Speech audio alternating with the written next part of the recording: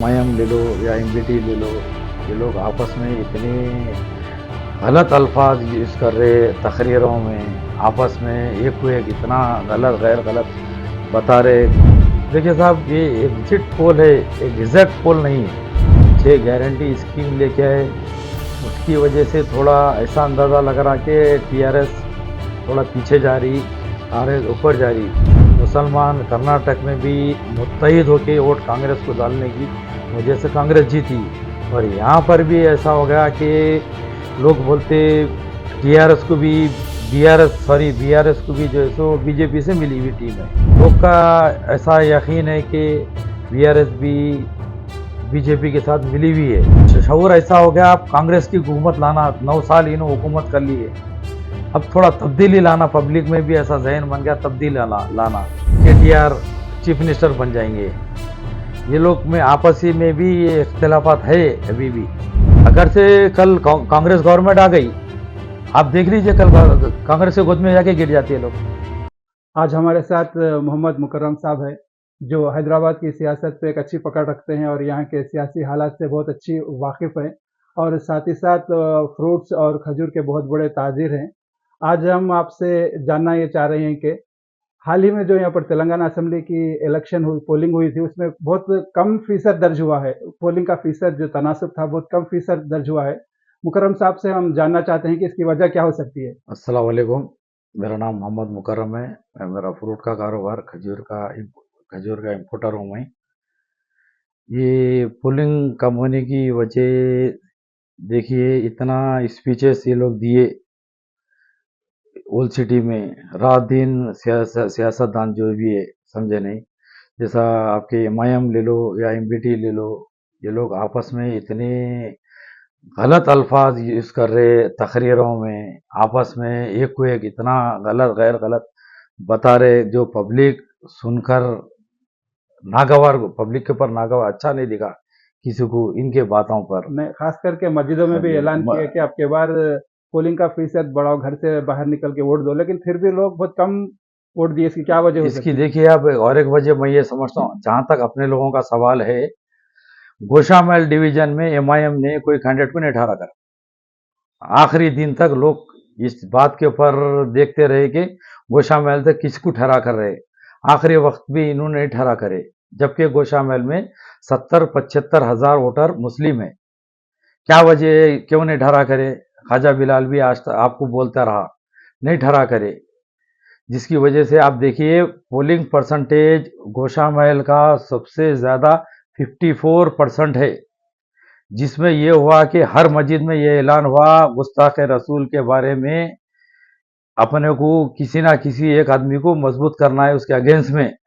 इसलिए ये लोग मुत्तहिद होकर अपने लोग एक वन साइड होके नंदू बिलाल को वोट दिए, जो टीआरएस के उम्मीदवार है।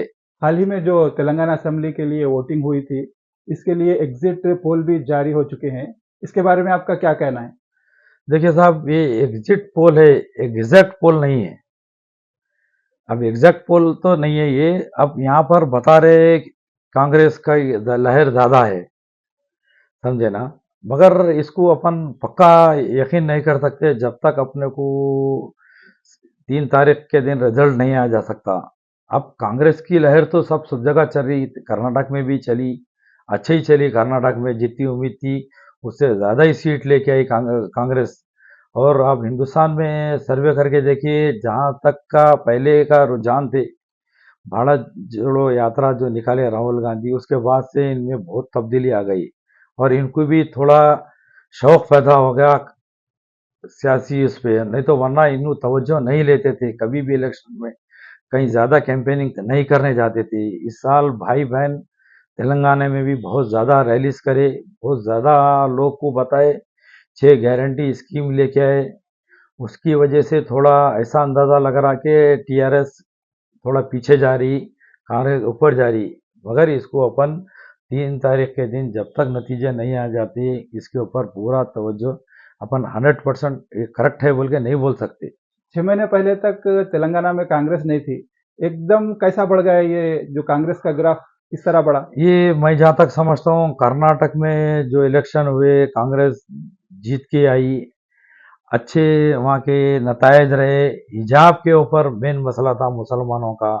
मुसलमान कर्नाटक में भी मुत्तहिद होके वोट कांग्रेस को डालने की वजह से कांग्रेस जीती। और यहाँ पर भी ऐसा हो गया कि लोग बोलते बीआरएस को भी जो है सो बीजेपी से मिली हुई टीम है। इन्हों जो है ना जितने भी ट्रिपल तलाक के बारे में जितने भी मुसलमानों के अगेंस्ट में जितने बिल थे सब में ये लोग बीजेपी का साथ दिए। तो लोग का ऐसा यकीन है कि बीआरएस भी बीजेपी के साथ मिली हुई है। बोल के तो समझ रहे लोग समझ रहे लोग, ऐसा अंदाजा लोगों का ऐसा सोच है ऐसी। अच्छा, तो बजाय इनको वोट देने के एक तबका अपना जो है सो मुत्तहिद होके कांग्रेस की तरफ रुझान रहा है उन लोग का। दिन ब दिन कांग्रेस का ग्राफ बढ़ता जा रहा है, इसकी वजह क्या हो सकती है? देखिए मैं जहाँ तक समझता हूँ इसके बारे में, ये लोग जो है सो जैसा कर्नाटक जीत के आए, यहाँ पर भी एक नया झूठा सर्वे बता दिए कि तेलंगाना में भी गवर्नमेंट जीत किस कांग्रेस की बनेगी, जीत के आएंगी कांग्रेस। तो पब्लिक के दिमाग में शुरू से ऐसा बैठा रहा कि भाई अब के कर्नाटक तो जीत लिया, अब तेलंगाना भी जीतते ये लोग। तो लोग ये सोचे कि मेरा वोट गलत नहीं जाना, मैं जो है सो जो पार्टी जीत रही उसी को वोट डालना। वो लहर में भी कांग्रेस मैं समझता हूँ निकल गई। हालांकि मैं भी टीआरएस को चाहने वाला हूँ, मैं भी गोशामहल का बाशिंदा हूँ। अब अल्लाह चाहा तो हम इंशाल्लाह उसमें कामयाब हो जाएंगे। नंदू बिलाल साहब भारी अक्सरियत से गोशामहल से जीत के आएंगे, जहाँ पर पोलिंग परसेंटेज ग्रेटर हैदराबाद में सबसे ज़्यादा 55% रहा। बीआरएस का ग्राफ कम होने की वजह क्या हो सकती है? थोड़ा कामों की अच्छे वजह काम तो यहाँ पर हो रहे हैं ना, वजीर आला नहीं है, केसीआर है। पब्लिक का शऊर ऐसा हो गया। अब कांग्रेस की हुकूमत लाना, 9 साल इन्होंने हुकूमत कर ली है, अब थोड़ा तब्दीली लाना, पब्लिक में भी ऐसा जहन बन गया तब्दीली लाना। स्कीमात तो समझे, अच्छे है ना? स्कीमा तो अच्छे बीआरएस के नहीं है, नहीं बहुत अच्छे स्कीमा आता है। शुरू जो करे उन्होंने शादी मुबारक स्कीम वगैरह जो दिए करे, एक नई तब्दीली लाए थे इन्होंने तेलंगाना के अंदर। और अब पब्लिक अब 9 साल हो गए, थोड़ा तब्दीली लाना चाह रही। एक वजह ये हो सकती है कि ये लोग का आपसी घरेलू इख्तलाफात, कौन से घरेलू ये लोग इख्तलाफ? का आपस में कैंपेनिंग सही नहीं हुई कि कल के केटीआर चीफ मिनिस्टर बन जाएंगे। ये लोग में आपसी में भी ये इख्तलाफात है अभी भी। कुछ लोग चाहते केटीआर चीफ मिनिस्टर बन जाए और कुछ लोग नहीं चाहते। ये आपसी इख्तलाफात भी एक मेन वजह हो सकती, जिसकी वजह से ये लोग कैंपेनिंग बराबर नहीं करे। और दूसरी वजह ये भी है, सब जिस वक्त तेलंगाना एडिशन बना हुआ था उस वक्त कई लोग इनको साथ दिए।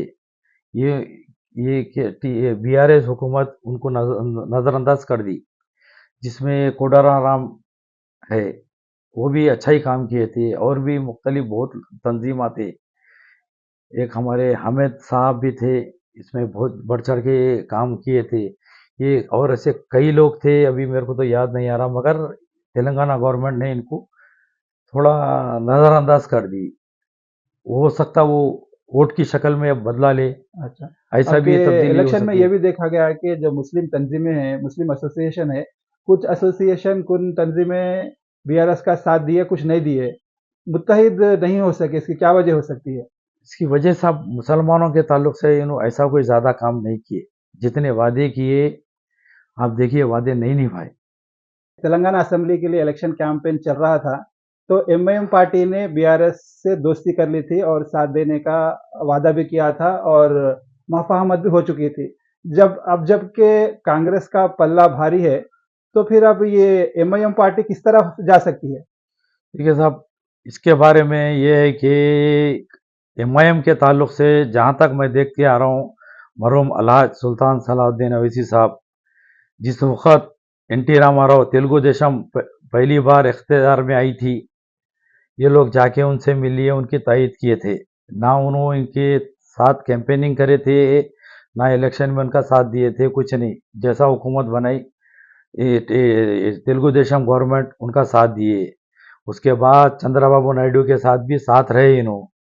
उसके बाद कुछ ऐसा हुआ कि कांग्रेस की हुकूमत आ गई, राजशेखर रेड्डी साहब चीफ मिनिस्टर बन गए। तो उस वक्त भी इन्हों कोई कांग्रेस के साथ अलायंस नहीं था इनका। इन्हों कांग्रेस के साथ फिर मिल गए। फिर बाद में कुछ ऐसा हुआ कि किरण कुमार रेड्डी से इनकी कुछ अनबन हो गई किसी वजह से, इन्हों कांग्रेस का साथ बिल्कुल छोड़ दिए। इन्हों यहाँ पर भी छोड़ दिए, पार्लियामेंट में भी छोड़ दिए। इन्हों राजशेखर रेड्डी साहब बहुत अच्छे काबिल चीफ मिनिस्टर थे, मुसलमानों के ताल्लुक से बहुत अच्छे काम किए। 4% रिजर्वेशन देने का भी उन्हीं का काम है। इसमें सबसे ज़्यादा ये कराने में जनाब मोहम्मद शब्बीर अली साहब का बहुत बड़ा किरदार रहा, ये 4% रिजर्वेशन दिलाने के अंदर। तेलंगाना तहरीक के दौरान एमआईएम का क्या रोल रहा है? तेलंगाना तहरीक के दौरान में ये लोग कहाँ थे? तेलंगाना तहरीक के दौर में ये लोग लगड़ा पार्टी राजू के साथ थे, ये लोग तो इनके साथ नहीं थे। बाद में ऐसा हुआ अचानक से टीआरएस गवर्नमेंट बन गई, केसीआर की गवर्नमेंट बन गई। अब केसीआर को तो इनकी जरूरत नहीं थी, मगर फिर भी सपोर्ट के लिए बोल के केसीआर इनको मिला लिए, समझे नहीं? तो फिर वरना ये इन्हों अब एजुकेशन अब में ये है ही दोस्ती नहीं। क्या, अब ये दोस्ती अब आगे किस तरह रह सकती है? अब अगर से कल कांग्रेस गवर्नमेंट आ गई, आप देख लीजिए कल कांग्रेस के गोद में जाके गिर जाती है लोग। मौजूदा सियासी सूरत हाल में एमआईएम किसके कौन सी पार्टी की तरफ जा सकती है? देखिए मौजूदा सियासत क्या है, समझे नहीं? इनकी एक तारीख रही सो है, समझे ना? जिधर हरी उधर भरी, जहां हरा भरा दिखा वहां चले जाते हैं ना। वहां आप देखो, अब कल रेवंत रेड्डी की अगर से गवर्नमेंट बनी, समझे ना, वहां वो रेवंत रेड्डी से अलायंस कर लेते हैं लोग। इसका कुछ इशारा मिला है? इशारा अकबर साहब दे भी दिए, समझे ना, एक इशारा पहले दे दिए। जैसा उनको एग्जिट पोल में यकीन हो गया, एक इशारा दे भी दिए। बताइए कल ऐलान कर भी सकते, जिधर हरी उधर भरी, समझे नहीं? वहां बैठ जाते, वहां पे बैठ के अपने मफाद पूरे कर लेते, जो अपने काम कराना है करा लेते वहां पर। कांग्रेस पार्टी की जानिब से जो 6 गारंटी दी गई है, ये कहां तक रुपये अमल ला सकती है वो पार्टी? देखिए साहब, कोई भी पार्टी हो तो थोड़ी देर के लिए आप ये ले लो, मोदी साहब क्या बोले थे, 15 लाख रुपए हर एक के अकाउंट में डालते बोले थे, कई वादे किए थे। 10 साल उनकी हुकूमत अभी भी चल रही, कौन से वादे पूरे करे जो कांग्रेस गवर्नमेंट पूरी करेंगी? ये तो पब्लिक है बेवकूफ, बस जो बोल दिए उसके ऊपर यकीन कर लेते, चले जाते।